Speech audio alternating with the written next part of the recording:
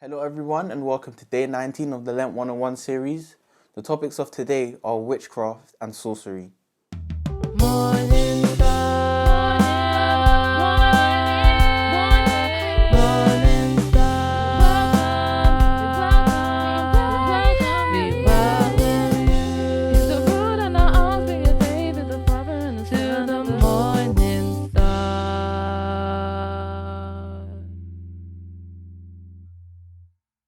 So what is witchcraft and sorcery? Witchcraft, the practice of magic, especially black magic, the use of spells, religious practices involving magic and affinity with nature, usually with a pagan tradition, bewitching or fascinating attraction or charm. And sorcery would be the use of magic, especially kinds like juju or black magic, which are basically the same thing. Exodus 23 reads, "Thou shalt have no other God before me."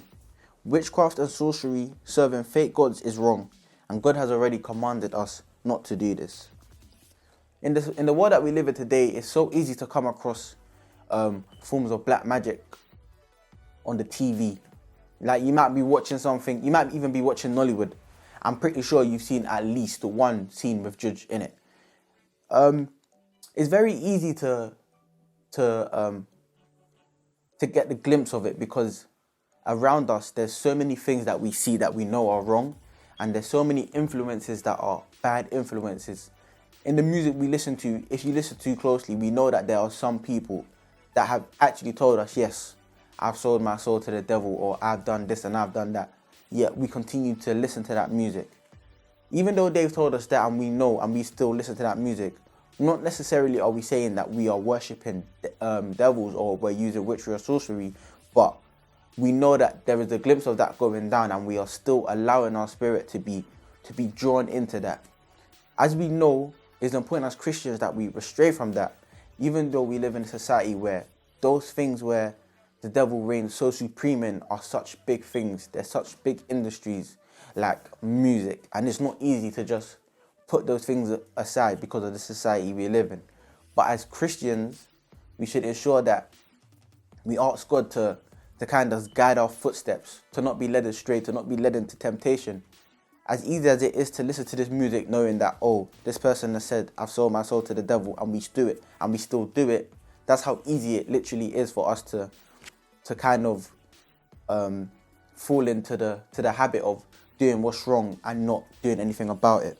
Proverbs 3 verse 5 says, "Trust in the Lord with all thy heart, and lean not unto thy own understanding," meaning don't rely on other spirits or something that is not of God to try and progress you further. A lot of people might say, "Oh, I want to go into this type of thing spiritually or mentally because they think it's going to have a gain." But at the end of the day, we all know that the devil is the road that leads to destruction. We shouldn't fall for the temptation of thinking that a short-term gain is going to help us in the long run, because it won't. Deuteronomy 18:10-12. "There shall not be found among you anyone that maketh his son or his daughter to pass through the fire, or the use of divination, or an observer of times, or an enchanter, or a witch, or a charmer, or a consulter with family spirits, or a wizard, or a necromancer. For all that do these things are an abomination unto the Lord. And because of these abominations, the Lord thy God doth drive them out from before thee." God is angered with this, because why should we be serving anyone but him, yet alone the devil? As Christians, it is important that we stray away from this, that we continually place ourselves with God. We continually ask him for his mercy. We continually ask him to guide us and protect us in our going out and our coming in, because the devil doesn't wait for anyone, and any opportunity he sees to lead someone astray, he will take it. Let's be wary. Let's understand that temptation is a real thing, and let us not be stubborn. Leviticus 19:31. "Regard not them that have familiar spirits, neither seek after wizards to be defiled by them. I am the Lord your God." God said, "I am the Lord your God." It's pretty self-explanatory. He doesn't want us worshipping anything but him. Our God is a jealous God. and we should do our utmost best to try not to anger him by falling into the ways of the devil. As Christians, we're taught about how the devil maneuvers, how he tries to swindle people, how he even tried to swindle Jesus the Christ. Don't let us fall short of the glory. Let us be like Jesus and resist that temptation. Don't let us be led into witchery or sorcery for like a short-term gain, which won't have any type of benefit to us in the long run.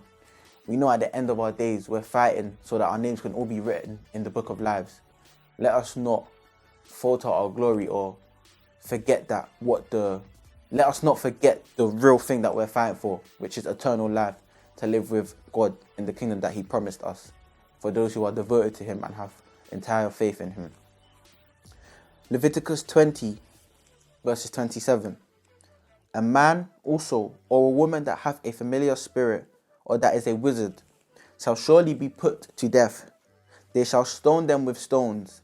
Their blood shall be upon them. Once again, God is telling us that there's no prevention for those who decide to follow these footsteps. Once again, let us just be wary in this Lenten period, and let us ask God to not allow us to be led down this road. Don't allow us to follow that wide path which leads to destruction. Allow God to put us on that narrow path so that we may have eternal life. Thank you for listening to the sermon of today, and stay blessed. Thank you for tuning in to day 19 of the Lent 101 series. Be sure to follow us on all social media platforms at Morning Star London, as we will have daily videos to help you get through this Lenten period. Thank you and God bless.